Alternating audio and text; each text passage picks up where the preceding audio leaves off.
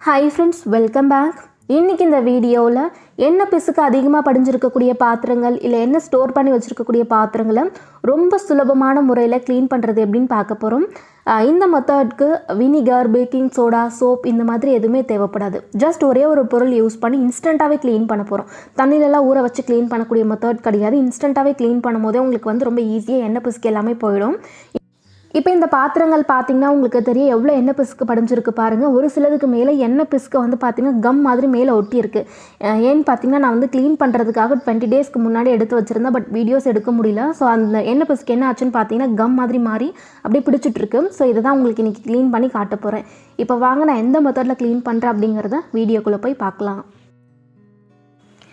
நம்ம இன்றைக்கி க்ளீனிங்க்கு யூஸ் பண்ணக்கூடிய அந்த பொருள் என்னென்னு பார்த்தீங்கன்னா ஹேண்ட் வாஷ் தான். நீங்கள் எந்த பிராண்டு யூஸ் பண்ணுறீங்களோ அதை எதை வேணாலும் யூஸ் பண்ணிக்கலாம். நான் டெட்டால் தான் யூஸ் பண்ணுறேன். ஸோ அதை ஒரு பிளேட்டில் கொஞ்சமாக எடுத்துக்கிறேன். அதிகமாக தேவைப்படாது. கொஞ்சமாக நம்ம தொட்டு க்ளீன் பண்ணும்போது எண்ணெய் பிசுக்கு ஈஸியாக போயிடும்.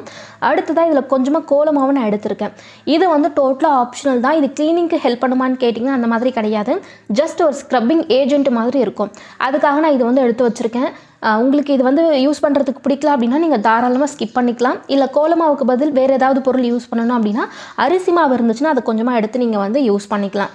ஹேண்ட் வாஷ் தொட்டு யூஸ் பண்ணும்போது ஈஸியாக போயிடும். பட் இது எனக்கு பழக்கமாயிடுச்சு அப்படின்றதுனால நான் எடுத்து வச்சுருக்கேன். அதே போல் நான் உங்களுக்கு இந்த செட்டப்பில் தான் க்ளீன் பண்ணி காட்ட போகிறேன் ஃப்ரெண்ட்ஸ். எனக்கு கிச்சனில் லைட்டிங் இல்லை அப்படின்றதுனால நான் இங்கே க்ளீன் பண்ணி காட்ட போகிறேன். ஃபர்ஸ்ட் இதை க்ளீன் பண்ணலாம். இப்போ கிட்டவே காமிச்சிருக்க பாருங்கள், எண்ணெய் பிசுக்கு இந்த மாதிரி தான் கம் போல் ஒட்டிகிட்ருக்கு. ஃபர்ஸ்ட் நான் இந்த பாத்திரத்தை தான் உங்களுக்கு க்ளீன் பண்ணி காட்ட போகிறேன். இந்த பாஸ்கெட் தான் க்ளீன் பண்ண போகிறேன். இன்றைக்கி நான் ஸ்க்ரப்பர் பச்சை கலர் இருக்கும் இல்லையா, அதுதான் யூஸ் பண்ணுறேன். ஸ்டீல் ஸ்க்ரப்பர் யூஸ் பண்ணல. அதை யூஸ் பண்ணும்போது இன்னுமே சீக்கிரமாக போயிடும். பட் ஸ்க்ராட்ச் ஆகிறதுக்கு நிறைய சான்ஸ் இருக்குது. இன்கேஸ் நீங்கள் அதை தான் யூஸ் பண்ணுறீங்க அப்படின்னா அந்த ஸ்க்ரப்பர் கூட யூஸ் பண்ணிக்கலாம். இப்போ இந்த பகுதியில் லைட்டாக தான் எண்ணெய் பிசுக்கு இருக்குது. சும்மா ஒரு செகண்ட் கூட இல்லை, நான் லைட்டாக தான் தேய்க்கிறேன். அந்த எண்ணெய் பிசுக்கு எவ்வளோ ஈஸியாக க்ளீன் ஆகுது பாருங்கள். இப்போ இந்த பகுதியிலலாம் பார்த்திங்கன்னா எண்ணெய் பிசுக்கு நல்லாவே ஒட்டிகிட்ருக்கு. இங்கேயுமே உங்களுக்கு க்ளீன் பண்ணி காட்டுறேன்.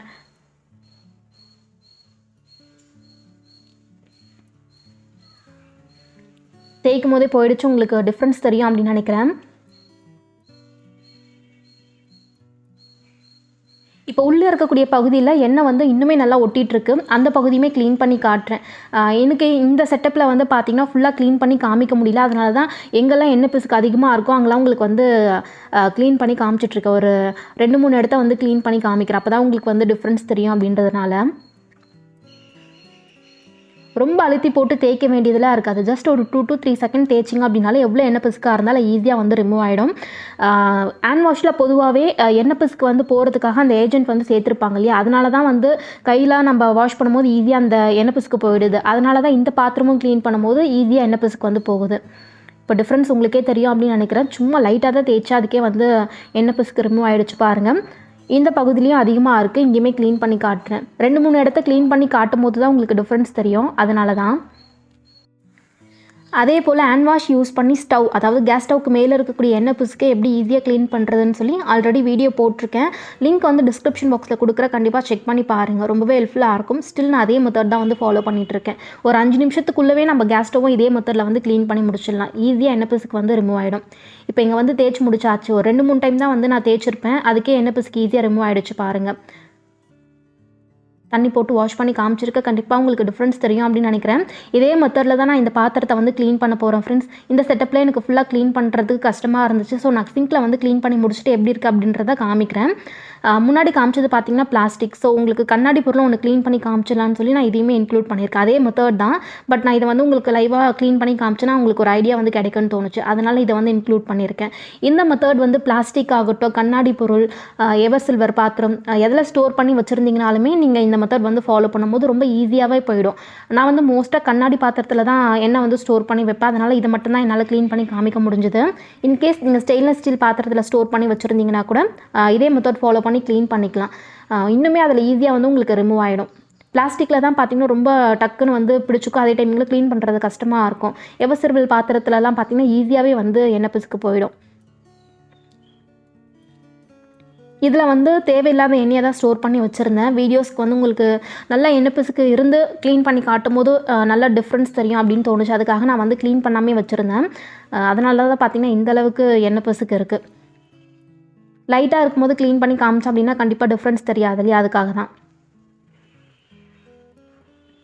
இதுவே எண்ணெய் வந்து கீழே லேயர் மாதிரி படிஞ்சிருந்துச்சு அப்படின்னா ஏதாவது ஒரு நியூஸ் பேப்பர் உள்ளே போட்டுட்டு அதை கரண்டி வச்சு எடுத்துகிட்டு அதுக்கப்புறமா இதே மெத்தடில் க்ளீன் பண்ணி பாருங்கள். அதுவும் வந்து ஈஸியாக போயிடும்.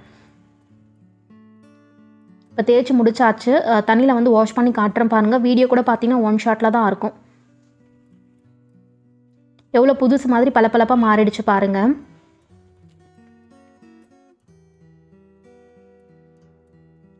ஒரு சின்ன ட்ராப் அளவுக்கு கூட எண்ணெய் பிசுக்கு இல்லை. கண்டிப்பாக உங்களுக்கு டிஃப்ரென்ஸ் தெரிஞ்சிருக்கும் அப்படின்னு நினைக்கிறேன். இதுக்கப்புறமா இதை டேரெக்டாக தண்ணியில் வந்து வாஷ் பண்ணிவிட்டு காய வச்சுட்டு நம்ம வந்து யூஸ் பண்ணிக்கலாம். இப்போ இதுக்கு மேலே இருந்த மூடியுமே நான் வந்து உங்களுக்கு க்ளீன் பண்ணி காட்டுறேன். இதுக்கு மேலே இருந்த ஒரு டிப்பர் வந்து பார்த்திங்கன்னா தொலைஞ்சு போச்சு. ஸோ நான் இதை வந்து பார்த்திங்கன்னா எண்ணெய் வந்து யூஸ் பண்ணாமல் வச்சுருப்போம் இல்லையா, அதை வந்து ஸ்டோர் பண்ணுறதுக்காக யூஸ் பண்ணிகிட்ருக்கேன். இது வந்து ஃபைபர் தான், பிளாஸ்டிக் கிடையாது, ஃபைபர்.